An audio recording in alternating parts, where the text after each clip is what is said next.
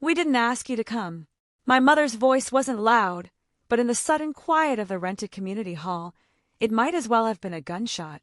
70 people, aunts, uncles, family friends, and neighbors who had known me since I was a child, stopped talking and turned to look at us. I stood there in my best dress, holding a heavy box wrapped in smooth champagne-colored paper. I had just flown over 2,400 miles from Seattle, Washington, back to my hometown of Oak Ridge, Kentucky, just for this moment. It was my parents' 45th wedding anniversary. I looked from my mother, Linda, to my father, Richard. He was a retired mechanic with rough hands and a stubborn jaw. Mom was a librarian who spent her life organizing things and people into neat little categories. Right now, I was clearly in the category of unwanted interruptions. "Mom, Dad, happy anniversary," I said, trying to keep my voice steady. I placed the champagne-wrapped box on the gift table next to a towering 3-tier cake. "I just wanted to bring this to you." My father didn't even look at me. He stepped forward, raised his hand, and casually shoved the box. It slid across the white tablecloth and fell over the edge, hitting the hardwood floor with a heavy, sickening thud. The sound echoed in the silent room. "Take your trash and leave," my father said, glaring at me. Standing right beside him, holding onto his arm like she was protecting him from a threat, was my older sister, Cassandra. Everyone called her Cassie. She was 4 years older than me and had always been the golden child. She looked at me with wide, innocent eyes, playing the role of the only devoted daughter to perfection. She gently patted my dad's shoulder and leaned in. "It's okay, Dad. Don't let her ruin your special night," Cassie said loudly enough for the front row of guests to hear. Then, she took a step toward me under the pretense of escorting me out. As she got close, her sweet expression dropped. She leaned into my ear, and her voice dropped to a harsh, mocking whisper. "You really thought they'd ever choose you," she whispered. I looked at her, then at my parents, who were already turning their backs on me to greet another guest. I didn't yell. I didn't cry. I just turned around and walked out the double doors into the humid Kentucky night. I got into my rental car, locked the doors, and finally took a breath. I didn't drive away immediately. I just sat there, staring at the brightly lit windows of the hall, thinking about how we got to this point. It hadn't happened overnight. It was a slow, deliberate poisoning of my family, and Cassie was the one who poured the drinks. To understand how I ended up being humiliated in front of my entire extended family, you have to go back 6 years. It wasn't just that I left Kentucky. It was how Cassie made it look like I abandoned them. 6 years ago, I got a job offer in Seattle to work as a respiratory therapist. It was a massive step up for my career. I was 28 at the time, and I wanted to see the world outside of Oak Ridge. I sat my parents down and told them the good news. They weren't thrilled, but they seemed to accept it. However, the moment I crossed state lines, the narrative shifted. I didn't know it then, but Cassie immediately went to work. I would call home, and nobody would answer. I would send long emails updating them on my new life, my patients, my apartment. I never got a reply. What I didn't know was that Cassie, who still lived in town and visited them every day, was actively intercepting my communication. She had access to their devices. She altered stories, deleted my text messages before my parents could see them, and archived my emails so they looked like they never arrived. Whenever my parents wondered why I wasn't calling, Cassie was right there with a ready-made excuse. "Elena said she's too busy for family stuff," she would tell them, shaking her head sadly. "She said Seattle is her real home now, and she just doesn't have time to chat." Cassie planted these seeds of doubt, watering them every single day until my parents believed I had discarded them for a better life on the West Coast. I remember the exact moment I realized how bad it had gotten. It was my first Christmas away from home. I had managed to get a few days off and called my dad to tell him I was booking a flight back to Kentucky. He picked up the phone, and his voice was completely devoid of warmth. "Don't bother," he said. "What do you mean, don't bother? It's Christmas, Dad. I want to see you guys. Cassie told us you complained about how expensive the flights are and how you'd rather spend the holidays with your new friends," he replied. "Dad, I never said that. Cassie is lying." He sighed, a heavy, exhausted sound. "Guess we know which daughter stayed loyal," he said, and hung up the phone. I was devastated. I tried calling back, but he sent me to voicemail. I called my mom, but Cassie answered her phone and immediately hung up on me. That was the beginning of my exile. Cassie had successfully walled me off from my own parents, painting herself as the loyal, suffering daughter who stayed behind to take care of them, while I was the selfish runaway. I threw myself into my work in Seattle. I met a wonderful man named Daniel Harper, a civil engineer who understood my complicated family dynamic and supported me when I cried over unanswered birthday cards. I tried to build a life. I really did. But you can never fully cut the cord, especially when things go wrong back home. And things went horribly wrong. Not long after that terrible Christmas, I got a phone call that changed everything. It wasn't from my parents. It wasn't from Cassie. It was from my aunt. I was in the middle of a shift at the hospital, checking a patient's ventilator, when my phone started buzzing relentlessly in my pocket. I stepped out into the hallway and answered it. "Elena," my aunt said, her voice trembling. I didn't know who else to call. "Your parents are in deep trouble, and they are too proud to tell you." "What's going on?" I asked, my heart rate spiking. "It's the house," she said. "They're 5 months past due on their mortgage. The bank sent a final notice. They are facing foreclosure in 60 days. I felt all the blood drain from my face. My parents had lived in that house for 30 years. It was their pride and joy. Dad had rebuilt the porch with his own hands. Mom had planted every rose bush in the front yard. "How?" I asked. "Dad has his pension, and Mom was working at the library. Medical bills, some bad investments, and the cost of living just caught up with them," my aunt explained. "The remaining balance on the mortgage is $186,000. Their monthly payment is $2,850, and they just don't have it." "Where is Cassie in all this?" I demanded. "She's right there. Why isn't she helping?" My aunt paused. "That's the strange part. The bank representative I spoke to said your sister had already called them. She told them she wired a partial payment to keep the account out of default." "So she helped them?" "No, Elena. The bank said Cassie told them she wired the money, but no money ever actually arrived." I stood frozen in the hospital corridor. It hit me like a ton of bricks. Cassie had intentionally called the bank to create a paper trail of her trying to help. She wanted to look like the savior. She wanted to be able to tell our parents. I tried everything I could. I even wired money, but the bank messed it up. She was more concerned with maintaining her image as the golden child than actually saving our parents from losing their home. She was going to let them lose everything, as long as she looked good doing it. I hung up the phone with my aunt and looked at my bank account. I didn't have that kind of money just sitting around. I was young. I was paying off student loans, and the cost of living in Seattle was incredibly high. But they were my parents. Despite the silent treatment, despite Cassie's lies, I couldn't let them be thrown out onto the street. That was the moment I made a decision that would dictate the next 6 years of my life. A decision my parents knew nothing about until tonight. I sat at my small kitchen table in Seattle, staring at my laptop screen until my eyes blurred. The numbers I had scribbled on a notepad were terrifying. The house was 5 months past due, and they were only 60 days away from total foreclosure. The remaining balance on the mortgage was $186,000, and the monthly payment was a steep $2,850. I didn't have a secret fortune hidden away. I was a respiratory therapist making a decent living, but I was also paying off my own student loans and covering the ridiculously high rent in Seattle. I had to make a choice, and I made it that very night. First, I logged into my retirement account. I took a massive withdrawal from my 401k, accepting the brutal early withdrawal tax penalty just to get the lump sum needed to catch up on the 5 months of missed payments and halt the bank's foreclosure process. It wiped out years of my own hard-earned savings in a single click, but I couldn't let my parents lose the roof over their heads. But that initial payment only bought them time. The monthly $2,850 still had to be paid moving forward. I went to my department manager at the hospital the next morning and asked for as many hours as I could legally take. I ended up taking on 2 extra weekend shifts every single week. I basically lived at the hospital.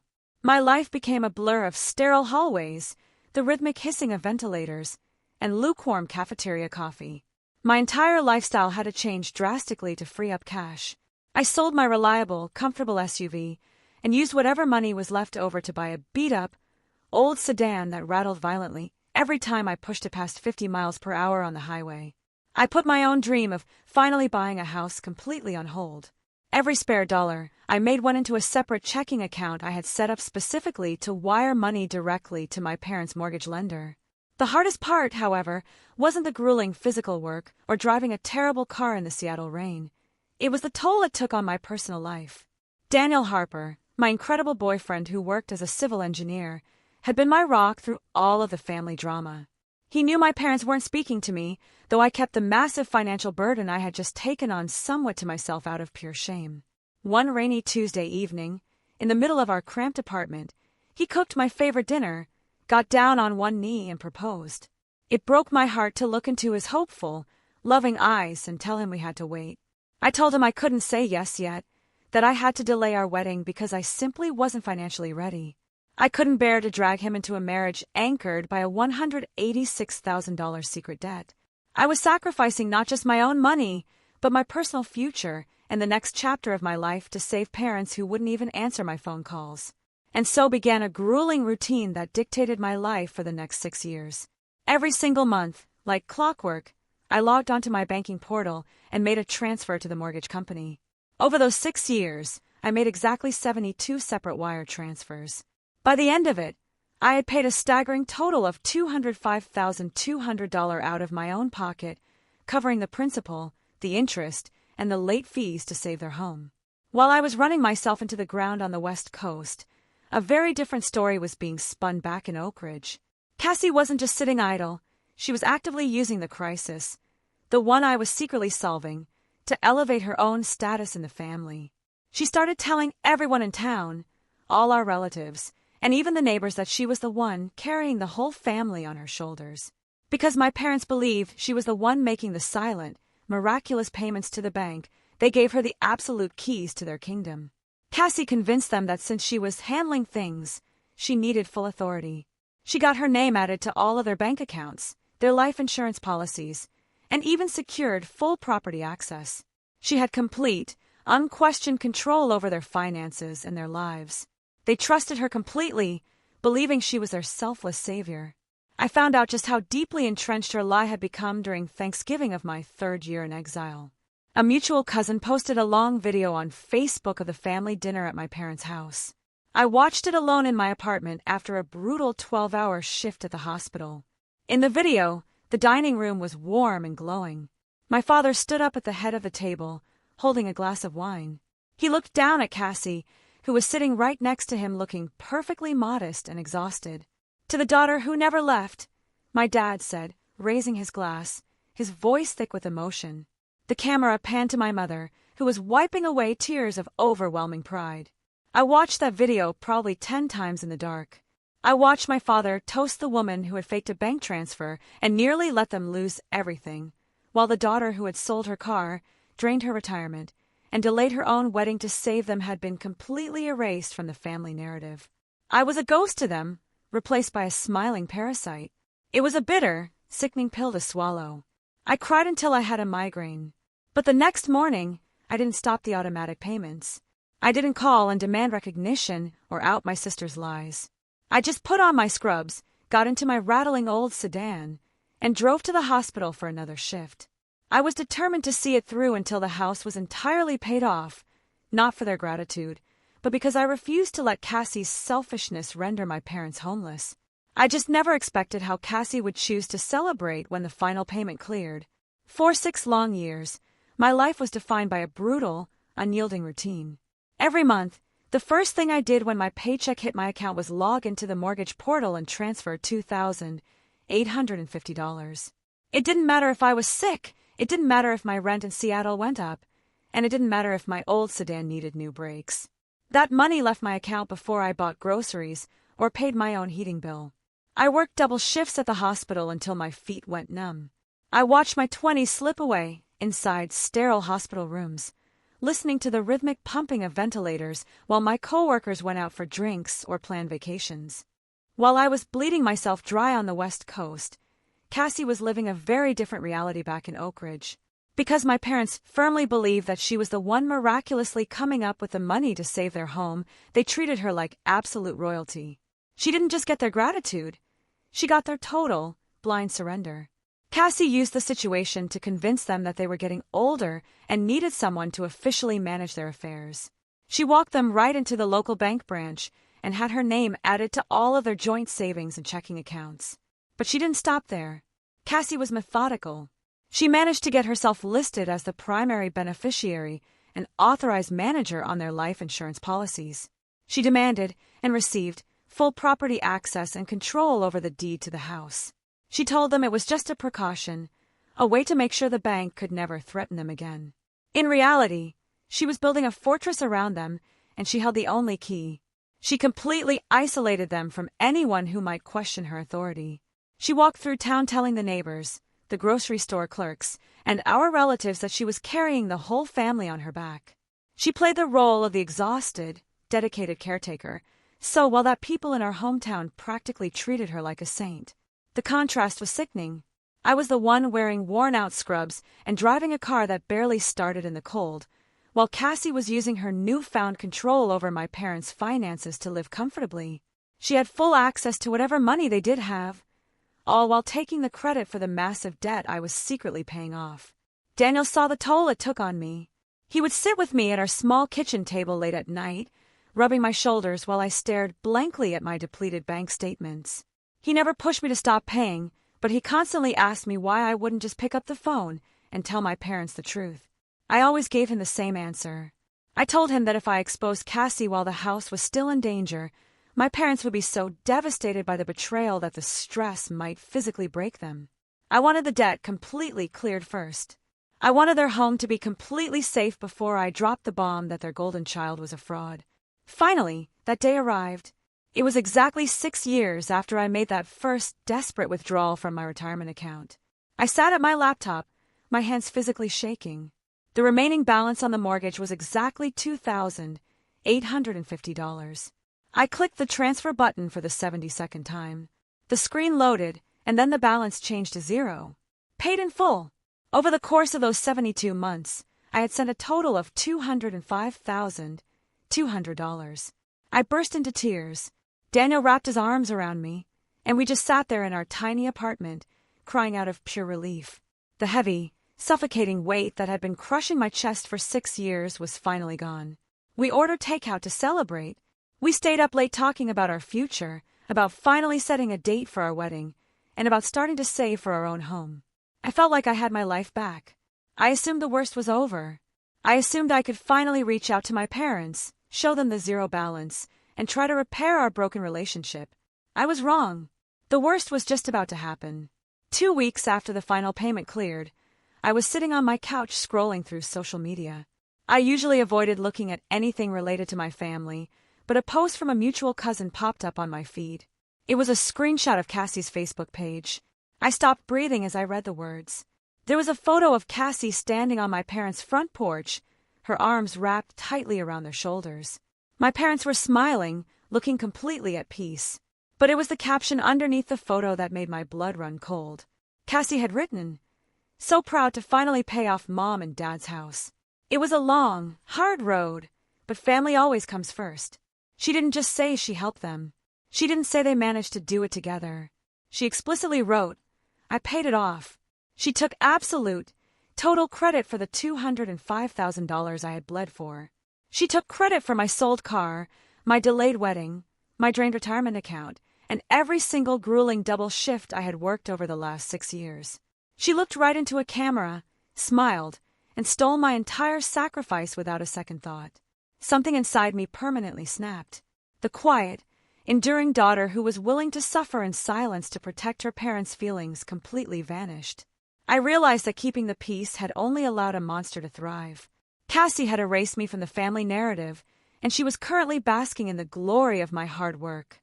I immediately opened my browser and looked up flights to Kentucky. I knew exactly what was coming up. My parents' 45th wedding anniversary party was scheduled for that weekend. The whole town would be there. All of our relatives, all of the neighbors who thought Cassie was a saint, and my parents, who had allowed themselves to be blinded by her lies. I walked over to my printer and bought a fresh ream of paper. I logged back into the mortgage portal and hit print. I printed every single one of the 72 monthly bank statements. I printed the initial confirmation of the massive wire transfer from my retirement account. I wanted a physical, undeniable paper trail. Then, I went deep into my email archives. I searched for the messages I had exchanged with Cassie over the years. I found exactly what I was looking for. It was an email she had sent me 3 years ago, right around my mother's birthday. I had asked Cassie if I should send a gift to the house. Cassie's printed reply was perfectly clear. Don't bother sending gifts. They throw them away. I printed that email too. I gathered the massive stack of bank statements, the mortgage payoff confirmation, and the printed emails. I placed them neatly inside a sturdy, rectangular box. I went to the store and bought a roll of smooth, champagne-colored wrapping paper. I spent an hour wrapping the box perfectly, making it look like an expensive, elegant anniversary gift. I packed a single suitcase, kissed Daniel goodbye, and drove to the airport. I was done hiding in Seattle. I was done letting my sister dictate the story of our family. I was going to walk right into that anniversary party and hand my parents exactly what they deserved, the absolute unfiltered truth. I drove away from the community hall, the tires of my rental car crunching loudly on the gravel parking lot. I didn't know exactly what was happening inside the building right at that moment, but I didn't have to wait long to find out. My aunt, the same woman who had frantically called me 6 years ago about the impending foreclosure, called me later that night from her car and described every single second of the fallout. It was a spectacular, devastating collapse of a 10-year lie, and it unfolded in front of everyone we knew. According to my aunt, the moment the heavy double doors swung shut behind me, the room descended into an awkward, suffocating silence. My father was still glaring at the doors, his chest heaving with misplaced anger and pride. My mother looked nervous, wringing her hands together and looking around at the guests. And Cassie, of course, didn't miss a beat. She immediately stepped into the center of the room to perform her usual damage control. She looked around at the 70 guests, shaking her head with a perfectly practiced look of exhaustion and pity. "I am so sorry everyone had to see that," Cassie announced, her voice echoing clearly in the quiet hall. She only came because she heard the house is paid off. A collective gasp rippled through the older relatives and family friends. Cassie was trying to paint me as a greedy opportunist who was swooping in now that the family was financially stable. She smiled bravely, wrapping her arm around my father's shoulder and squeezing it gently. She told him loud enough for everyone to hear that they didn't need me and that they had handled the difficult times entirely on their own. But my aunt wasn't buying it. She had always been a sharp woman, and she knew the timeline better than anyone else in that room. She remembered calling me in a panic 6 years ago when my parents were 60 days away from losing everything. She walked directly over to the edge of the gift table where my box had fallen. The smooth champagne-colored wrapping paper was torn from hitting the hardwood floor, and the lid of the heavy cardboard box had popped loose. "Leave it," my father snapped at her, stepping forward. "I'll throw it in the dumpster out back when we pack up the car." "No, Richard," my aunt replied, her voice steady and completely defying his anger. "I think we should see what she brought you." Before my father or Cassie could physically stop her, my aunt knelt down, ripped the remaining wrapping paper away, and pulled the lid off the box. She didn't find a photo album, or a set of engraved wine glasses, or any typical anniversary gift. Instead, she found a massive, thick stack of paperwork. She reached in and pulled out the top document. It was the official mortgage payoff letter from the bank. It clearly stated the remaining balance of 0. It was stamped by the lender, and it was addressed directly to my parents. Underneath that official letter was the real damning evidence. My aunt pulled out a thick, heavy stack of bound paper. It was exactly 72 months of printed bank statements. She flipped through the first few pages, her eyes scanning the highlighted lines I had prepared. "What is that?" my mother asked, stepping forward nervously, her hand shaking slightly. My aunt looked up, her face completely pale. She ignored my mother and locked eyes with my father. She told him that these were bank statements from an account in Seattle, and they were entirely in my name. Cassie's face instantly dropped. The color completely drained from her cheeks in a matter of seconds. She took a step back, her hands falling to her sides. She demanded that my aunt hand over the papers, her sweet voice suddenly replaced by a harsh, panicked tone, claiming that I had probably faked all the documents just to ruin the party. My aunt completely ignored her and started reading the highlighted lines out loud to the entire room. She read the exact dates and the exact amounts. Every single month, on the exact same day, a transfer of $2,850 was wired directly from my Seattle checking account to my parents' mortgage lender. She read the final total at the bottom of the last page, stating clearly that I had paid $205,200 out of my own pocket. My father stood completely frozen. He looked at Cassie, then back at my aunt, his mouth open in disbelief. He muttered that it was impossible, that Cassie was the one who paid the mortgage and saved the house. Cassie didn't pay a single dime, Richard, my aunt said, her voice rising so every aunt, uncle, and neighbor in the room could hear the absolute truth. She reached back into the box and pulled out the next piece of evidence. It was a handwritten letter from me. My aunt didn't hand it over, she read it out loud. She read the part where I explained that I had to take a massive tax penalty on my retirement account just to get the lump sum to stop the immediate foreclosure. She read about how I had to sell my reliable car and buy a beat-up sedan, work double shifts every weekend at the hospital, and how I had to tell Daniel we couldn't get married yet because I was drowning in a secret debt to save my family. The guests in the room, the same people who had just watched my father shove my gift onto the floor, stood there listening to the harsh reality of my daily life over the last 6 years. But the final nail in the coffin wasn't the bank statements or my letter. It was the printed emails. My aunt pulled out a piece of paper that I had placed right at the bottom of the box. She unfolded it, looked at it, and then held it up in the air. "There's an email here," my aunt said, looking directly at my mother, who was now quietly crying. "Elena sent it to Cassie 3 years ago, right before your birthday, Linda.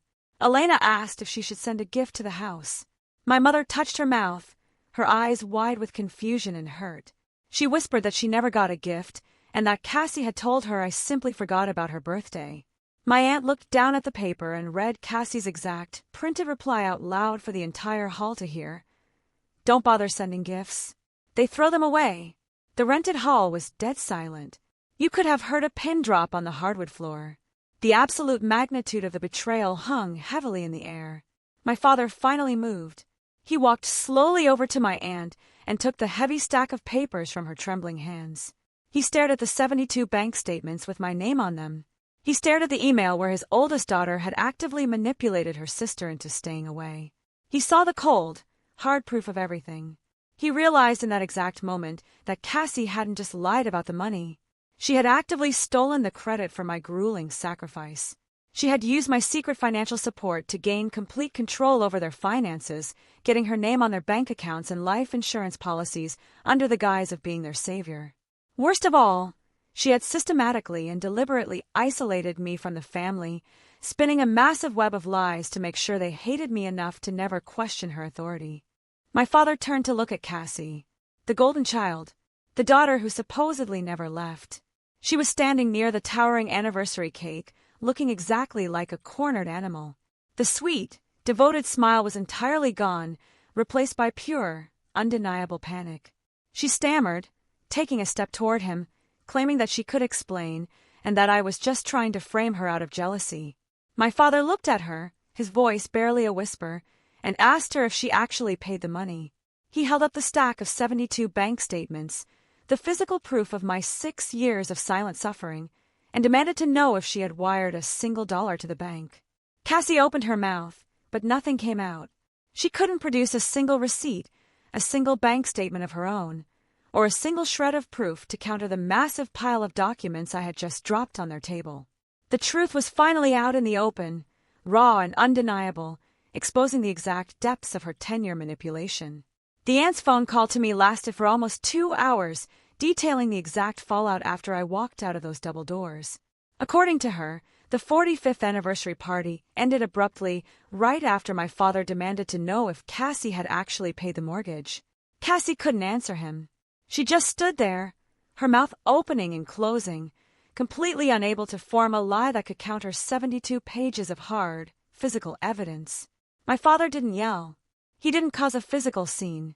He simply turned his back on Cassie, walked over to the front of the community hall, and picked up a microphone. He apologized to the 70 guests, his voice cracking, and told them that there had been a family emergency and the party was over. People quietly gathered their coats and left. Nobody looked at Cassie on their way out. The golden child facade had shattered in front of the entire town. But the truth I had delivered in that champagne-wrapped box was only the first part of the nightmare for my parents. The mortgage payoff letter and the bank statements proved that I was the one who saved the house, and the printed email proved Cassie had intentionally isolated me. However, those documents also triggered a terrifying realization for my father. If Cassie had lied about paying off a $200,000 debt, and if she had manipulated them into giving her total legal access to their financial lives based on that lie, what else had she done with their money? That weekend was the longest 2 days of my parents' lives. My aunt told me they didn't sleep at all. They just sat at their kitchen table, staring at the thick stack of papers I had brought. First thing Monday morning, before the local bank branch even turned on its open sign, my father and mother were waiting in the parking lot. They didn't tell Cassie they were going. They walked straight into the lobby and demanded an immediate, emergency meeting with the branch manager. My parents explained exactly what had happened over the weekend. They placed my box of documents on the manager's desk. They admitted they had given Cassie full authorization on their joint savings, their checking accounts, and their life insurance policies because they falsely believed she was the one funding their mortgage payments. Now that they knew the truth, they needed a complete, unedited audit of every single account Cassie had access to. The branch manager saw the panic in my father's eyes and immediately started pulling up the transaction histories on his computer monitor. He printed out the past 6 years of bank statements for my parents' accounts, sliding the thick stack of paper across the desk. My father and mother sat there for 3 hours, going through every single line with a yellow highlighter, checking it against their own physical receipts and known expenses. It didn't take long for them to find something entirely wrong. They discovered that Cassie had withdrawn $14,000 from their joint savings account. It wasn't just one massive withdrawal that would have triggered a major alert. It was a calculated series of transfers over a long period. She would move $500 here, $800 there, always moving the funds from their joint savings directly into an external account that only Cassie controlled. My father asked the branch manager to track exactly what the money was used for. The manager explained that once the money hit Cassie's personal account, they couldn't see the specific purchases without her authorization, but the transfer logs were undeniable. It wasn't entirely clear if it was outright theft in the legal sense yet, but the money was taken for completely unclear purposes. My parents had never authorized those withdrawals. They had never discussed moving $14,000. Cassie had simply used her authorized access to slowly drain their emergency reserves. The gravity of the situation hit my parents like a physical blow. They weren't just dealing with a daughter who lied to get attention. They were dealing with someone who had financially abused them. They were terrified because they realized they had trusted the wrong person for 10 whole years. They had allowed Cassie to dictate their lives, control their narrative, and manage their future, all while she was quietly taking their money behind their backs. My father didn't hesitate this time. He told the branch manager to immediately freeze every single account. He revoked Cassie's authorization on the spot. He removed her name from the checking and savings accounts, canceled her access to the safe deposit box, and filed the paperwork to strip her as the manager of their life insurance policies. He locked her out of their financial lives completely and permanently. Then, he drove directly to Cassie's house. My aunt didn't witness this part, but my father later told me exactly how it went down. He didn't knock. He used the spare key she had given him years ago, walked into her living room, and threw the highlighted bank statements onto her coffee table. He pointed to the missing $14,000 and demanded an explanation. Cassie didn't even try to deny it this time. Instead, she got defensive. She tried to justify taking the money by claiming she deserved it. She told my father that she was the one who had to deal with them every day, that she was the one who drove them to doctor appointments, and that she was basically acting as an unpaid caregiver since I had supposedly abandoned them. She claimed the $14,000 was simply compensation for her time and effort. My father just stared at her. He asked her how she could possibly complain about the burden of taking care of them when she was the exact reason I wasn't there to help. He reminded her that she had intercepted my emails, hidden my phone calls, and actively told me they threw my gifts in the trash. She had created the entire situation just so she could play the victim and take their money as a reward. He didn't wait for her to come up with another excuse. He turned around, walked out of her house, and left his spare key on her front porch. He was completely done. Later that evening, My aunt called me in Seattle to give me the final update. When she told me about the missing $14,000, I felt a sickening drop in my stomach.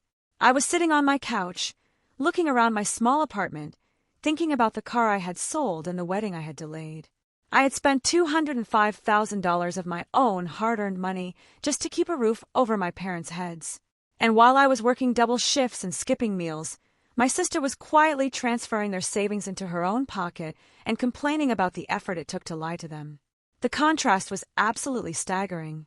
It proved everything I had suspected about Cassie for years, but hearing the actual numbers made it so much worse. I asked my aunt what my parents were going to do next. I assumed they would just process the betrayal quietly, maybe send me a text message apologizing for the misunderstanding, and try to move on with their lives in Kentucky. I was completely wrong. My aunt told me that my father had spent the entire afternoon in the garage. He had changed the oil in his truck, checked the tire pressure, and packed a large suitcase.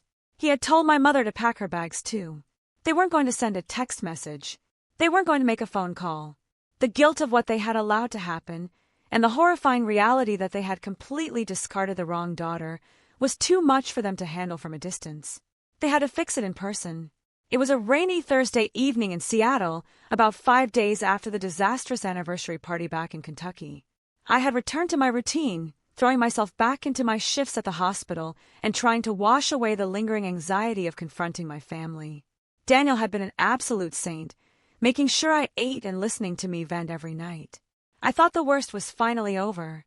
I truly believed that my part in the drama was finished. I had delivered the evidence, exposed Cassie's lies, and cleared my conscience. I assumed my parents would deal with the fallout privately and maybe, eventually, send me a brief email or a text message. I never expected to see them standing on my doorstep. I was sitting on the couch in my sweatpants, watching a mindless television show with Daniel, when someone knocked heavily on our apartment door. It wasn't the polite, quick tap of a delivery driver. It was a slow, deliberate knock. Daniel paused the TV and got up to check the peephole. He froze for a second, looked back at me with a bewildered expression, and then slowly opened the door. I stood up, pulling my cardigan tighter around my chest. There, standing in the hallway of my Seattle apartment building, were my parents. They looked terrible. My father, who was always so proud and meticulously groomed, had dark circles under his eyes and a heavy, graying stubble on his chin. My mother looked small, frail, and utterly exhausted, her hands trembling as she clutched her purse. They had driven for 16 hours straight just to get here. It was an insane, grueling journey for two people in their late 60s, crossing multiple state lines without stopping for anything other than gas and cheap coffee. They didn't come just because they were embarrassed about what happened at the community hall. They made that massive, punishing drive because they were absolutely terrified by the realization that they had blindly trusted the wrong person for 10 whole years. They had allowed Cassie to dictate every single aspect of their lives, and now the crushing weight of that mistake had physically driven them across the country to my doorstep. "Elena," my father said, his voice completely hoarse. He didn't sound like the angry, stubborn man who had kicked me out of his anniversary party. He sounded broken. I didn't know what to say. I just stood there, staring at them. Daniel, sensing the incredibly heavy tension, stepped aside and quietly invited them in. They walked into our small, cramped apartment, looking around as if they were stepping onto an alien planet. They had never been to Seattle. They had never seen where I lived, they didn't know what kind of couch I sat on, and they had never even met the man I was going to marry. Cassie had made sure of that. My father walked over to the small kitchen island and carefully set down the items he was carrying. He had brought the exact same champagne-wrapped gift box I had left on their anniversary table. The paper was still torn from where it had hit the hardwood floor, a physical reminder of how he had treated me. Next to the box, he placed a thick manila envelope filled with all the bank documents and transaction histories they had pulled from the branch manager's office. And finally, with a shaking hand, he placed a single, worn brass key on the counter. It was the key to their house. "We know everything," my father started, his eyes glued to the brass key. "We went to the bank. We pulled the records. We saw the 72 payments, Elena. We saw the $14,000 Cassie took from our savings. We saw it all." My mother finally broke down. She covered her face with her hands and sobbed, the kind of deep, chest-heaving cries that come from pure, unadulterated guilt. Daniel silently handed her a box of tissues, then respectfully retreated to the bedroom to give us privacy. She lied to us about everything. My mother wept, refusing to look me in the eye. She told us you hated us. She told us you threw away the birthday cards I sent you. She said you laughed at us when we couldn't pay the mortgage. We thought she was the only one holding us together. And you believed her, I said, my voice surprisingly steady. You didn't call me to ask if it was true. You didn't try to verify anything. You just took her word and shut me out for 6 years. I sold my car, Mom. I drained my retirement account. I worked double shifts until my hands shook. Also, you wouldn't lose that house. And while I was doing that, you were toasting to her at Thanksgiving. My father flinched as if I had physically struck him. He reached out and touched the torn wrapping paper on the box. He traced the rough edge where it had ripped. He looked up at me, and for the first time in my entire life, I saw my father cry. The tears silently spilled over his lower lids and tracked through the deep wrinkles on his cheeks. I am so sorry, he whispered, his voice cracking violently. He looked directly into my eyes, and he delivered a sentence that will stay etched in my brain for the rest of my life. I didn't just push a box off that table. I pushed you out of my life. The room went completely silent. The hum of the refrigerator seemed deafening. All the anger, all the resentment, and all the bitter loneliness I had carried for the last 6 years bubbled up to the surface, but it didn't feel satisfying. I didn't feel victorious watching my proud father break down in my kitchen. I just felt an overwhelming sense of tragic waste. We had lost nearly a decade of our lives together because of one person's relentless, toxic greed. My father pushed the brass house key across the counter toward me. This is yours, he said. It's not our house anymore, Elena. It's yours. You paid for it. Every single brick. Every single shingle. You own it. We took Cassie's name off everything. We locked her out. We're done with her. I looked down at the key. It was the key to the house I grew up in, the house I had sacrificed my 20s to save. But right now, it just felt like a heavy piece of metal. I didn't want the house. I had never paid that mortgage to buy real estate. I paid it because I loved them, even when they didn't love me back. I don't want the house, Dad, I said quietly, sliding the key back across the counter. I didn't do this to own your property. I did it because you're my parents. But we failed you, my mother cried, wiping her face with a shredded tissue. We let her manipulate us. We let her steal your credit. How do we ever fix this? Please, Elena, just tell us what to do to make this right. We'll do anything. We'll move here. We'll sell the house and give you the money. Just please don't hate us. I looked at the two of them. They looked so desperate, so entirely broken by the reality of their own mistakes. A part of me wanted to hug them, to tell them it was all going to be okay, and to instantly forgive them. That was what the old Elena would have done. The old Elena would have swallowed her own pain to make them feel better. But the old Elena was gone. She had died somewhere between the 35th mortgage payment and the realization that Cassie had stolen their money. I realized that instant forgiveness wouldn't fix the rot that had almost destroyed our family. If we were ever going to have a real relationship again, it couldn't be built on a quick, emotional band-aid. It had to be built on absolute, undeniable boundaries. I needed them to understand that the dynamic of our family had permanently shifted, and I was no longer the quiet daughter who would just take whatever was handed to her. They had driven a very long way to apologize, but an apology was only the very beginning of the process. I took a deep breath, looked at the torn box, the stack of bank documents, and the house key resting on my kitchen island, and I told them exactly what the new rules were going to be. I am not taking the house, I told my parents, looking down at the brass key resting on my kitchen counter. And I am not just going to pretend the last 6 years didn't happen, so we can all feel better. If we are going to have any kind of relationship moving forward, it is going to be on my terms. My father nodded slowly, his eyes red and exhausted. He didn't argue, and he didn't try to pull rank as the patriarch of the family. He just waited for me to speak. Here are my rules, I said, crossing my arms. First, no one speaks for me ever again. I do not care if it's a relative, a neighbor, or anyone else. If you want to know how I am, what I am doing, or what I think about something, you ask me directly. You do not take someone else's word for it. Our communication is strictly between us. My mother sniffled and nodded aggressively, gripping her purse tightly in her lap. I promise, Elena. I swear to you. Second, no one makes decisions for me. You do not get to assume that I am too busy for a phone call, or that I don't want to come home for a holiday, or that I don't care about a family emergency. You ask me, and you let me give you my own answer. You completely stripped me of my own voice for a decade because it was easier to believe a lie than to pick up the phone and verify it with your own daughter. We were fools, my father whispered, his voice thick with regret. We were absolute fools to let her do that to you. That brings me to my final condition, I said, and this was the hardest part to say, but I knew it was the most necessary. Cassandra has to take complete, undeniable responsibility for what she did before there is even a discussion about reconciliation. I will not sit at a Thanksgiving table with her. I will not pretend everything is fine at family gatherings. She didn't just tell a little white lie. She committed systematic financial and emotional abuse against this entire family. She stole $14,000 from your savings, and she actively tried to ruin my life so she could play the hero.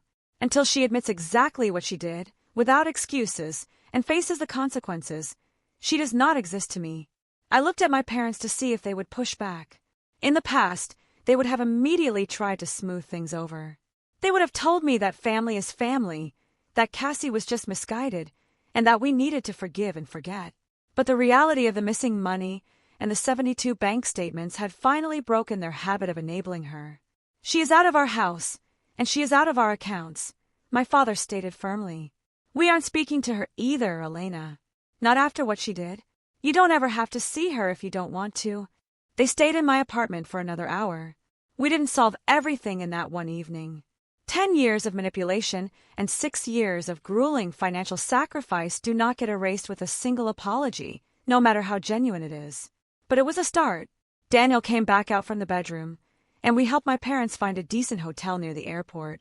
They had driven 16 hours straight to get here, but they physically couldn't make the drive back. They ended up leaving their car at a long-term lot and booking a flight back to Kentucky the next morning. When the door finally clicked shut behind them, I collapsed onto the couch. Daniel sat next to me and pulled me into his arms. I felt lighter than I had in years. The massive, suffocating secret I had carried on my shoulders was finally out in the open, and I had successfully defended my own boundaries without caving to guilt. The aftermath of that visit completely changed the dynamic of our family. True to my conditions, a new routine began. My father started calling me every single Sunday. At first, the phone calls were incredibly awkward. We hadn't had a real, honest conversation in over 6 years. He didn't know what to ask me, and I didn't know what to share. We spent the first few weeks talking about the weather in Seattle, the traffic, and Daniel's job at the engineering firm. But slowly, week by week, the ice began to melt. He started asking about my patients at the hospital. He started asking about my life. It was a fragile connection, but he was actively putting in the work to rebuild it, Sunday by Sunday. My mother took a different approach. Because Cassie had used digital communication to manipulate them, intercepting emails and deleting text messages, my mother completely abandoned technology when it came to me. She started sending me handwritten letters. Every week, a thick envelope with a Kentucky postmark would arrive in my mailbox. Her handwriting was neat and careful, just like the librarian she used to be. She didn't just write about the garden or the neighbors.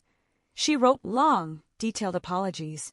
She wrote about her own guilt, her reflections on where she went wrong as a mother, and her determination to be better. I kept every single letter in a wooden box on my desk. They were physical proof that she was trying. As for Cassie, she reacted exactly how I expected a cornered manipulator to react. She remained completely silent. She never called me. She never sent an email. She never offered an explanation for the $14,000 she drained from my parents' joint savings account. Her silence was her ultimate admission of guilt. Without my parents' money to control, and without her false narrative to hide behind, she had completely lost her power. The town of Oak Ridge knew the truth now. The guests at the anniversary party had talked, the bank teller knew about the frozen accounts, and my parents weren't hiding the reality of the situation to protect her reputation anymore. Cassie was isolated by her own actions, and she chose her own stubborn pride over taking responsibility. Back in Seattle, my life with Daniel finally started to move forward. The massive 2,000, $850 anchor that had drained my bank account every month was gone. I didn't have to work double shifts on the weekends anymore. I could sleep in. I could afford to go out to dinner. Most importantly, Daniel and I finally started planning our wedding. We sat down at the kitchen table one evening, looking at venues and catering menus. I didn't have to look at my checking account and cry anymore. We were actually building a future. I had saved my parents from losing their home, and in the process, I had finally reclaimed my own life. I knew the road to complete healing with my parents would be incredibly long, and there would be days where the resentment would still sting, but the truth was finally acting as the foundation. A full year passed since my parents made that desperate 16-hour drive from Kentucky to my apartment in Seattle. The transition into our new family dynamic was not cinematic or instantly perfect. It was slow, awkward, and required a lot of deliberate effort. True to the strict conditions I had set, my father called me every single Sunday. At first, those phone calls were brief and hesitant, mostly about the weather or Daniel's projects at the engineering firm. But eventually, the walls came down. My mother, entirely abandoning the digital communication that Cassie used to manipulate them, consistently mailed me thick, handwritten letters every week. She wrote about her day, but she also wrote pages of profound apologies, detailing her regret for blindly believing that I was too busy for family stuff. The most significant shift happened about 6 months after they visited me. My father called me on a Tuesday evening, his voice sounding lighter than I had heard it in over a decade. He told me that he and Mom had officially put the house in Oak Ridge on the market. I was stunned.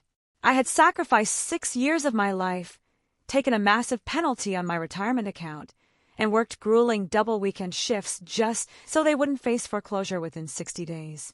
I asked him why they were leaving the home they had lived in for over 30 years. He explained that they simply couldn't walk down the hallway without remembering how Cassie had paced those floors, lying to their faces. They couldn't sit in the living room without thinking about the Thanksgiving dinner where my father had foolishly raised his glass to the daughter who never left. The house was permanently tainted by 10 years of manipulation. The real estate market in Oak Ridge had improved, and the house sold quickly to a young couple. 2 weeks after the closing date, I logged into my Seattle bank account to pay a utility bill and froze. There was a massive pending wire transfer. It was for exactly $205,200. I immediately picked up the phone and called my father, demanding to know what he was doing. I told him I never wanted the money back, that the 72 monthly payments were a gift to wipe out their remaining balance of $186,000. He stopped me right there. He told me that taking the money back was the only way he and Mom could ever sleep peacefully again. He said that I had already given up my late 20s, sold my SUV for a beat-up sedan, and delayed my own wedding. He insisted that Daniel and I use the money to finally start our own lives without the crushing weight of their past mistakes. We accepted the money. Daniel and I used it to put a massive down payment on a beautiful, modest home in the Seattle suburbs. For the first time in 6 years, I wasn't constantly checking my bank account with a knot in my stomach. The $2,850 anchor that had dragged me down every month was permanently gone. I didn't have to pick up extra shifts as a respiratory therapist anymore. I finally had my life back, and we immediately started planning the wedding that we had put on hold. Meanwhile, Cassie's life back in Kentucky completely unraveled. She remained entirely silent toward me, refusing to ever take responsibility for her actions, which meant there would be no reconciliation. Without my parents' joint accounts, insurance policies, and property access to siphon from, she couldn't maintain her comfortable lifestyle. The $14,000 she had slowly drained from their savings didn't last long once she had to pay for everything herself. When the town found out she had intentionally called the bank to fake a partial wire payment and steal my credit, the local sympathy completely dried up. The neighbors who used to treat her like a selfless caretaker stopped waving. The family friends who had attended the 45th anniversary party knew exactly what was in that champagne-wrapped box, and they talked. Cassie was entirely isolated by her own toxic actions. My aunt eventually told me that Cassie packed up her car and moved to a different state, choosing to live out her days as a bitter victim rather than admit she had systematically abused our family. Daniel and I got married on a crisp, clear afternoon in late September. We kept the ceremony small, inviting only 50 of our closest friends and the few family members who had actually supported us. My parents flew out for the wedding. They didn't drive 16 exhausting hours this time. They booked a comfortable flight and stayed in a nice hotel nearby. When I put on my wedding dress in the bridal suite, my mother walked in. She didn't try to take over the room or make the moment about her own feelings. She respected the boundaries I had set. She just stood near the door, clutching her purse, and told me I looked beautiful. I walked over and hugged her, and it was the first completely unguarded, honest embrace we had shared in 10 years. My father walked me down the aisle. He looked healthy, rested, and genuinely proud. He didn't give a loud, boisterous speech at the reception. He didn't need to be the center of attention or play the role of the perfect patriarch.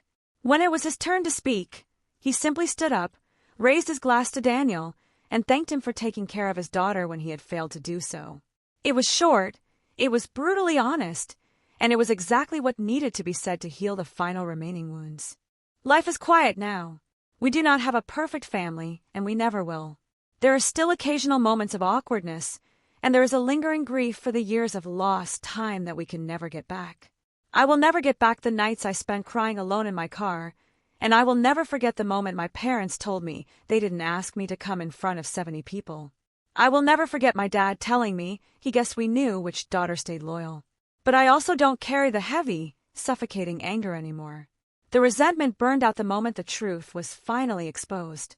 Sometimes, I sit on the porch of my new house in Seattle and think about that rented community hall in Oak Ridge. I think about the heavy cardboard box wrapped in smooth, champagne-colored paper. I think about how my father shoved it off the table and how Cassie had leaned in to whisper, asking if I really thought they would ever choose me. She thought that box was a desperate, pathetic plea for their attention. She didn't realize it was an eviction notice for her lies. I didn't just deliver a stack of 72 printed bank statements and a damning email telling me not to bother sending gifts because they throw them away. I delivered the hard, undeniable truth. It burned down the fake reality Cassie had carefully built, and it forced my parents to open their eyes and see exactly who was actually holding the family together. It was a brutal, ugly way to fix a family, but it was the absolute only way that would have ever worked against someone so deeply manipulative.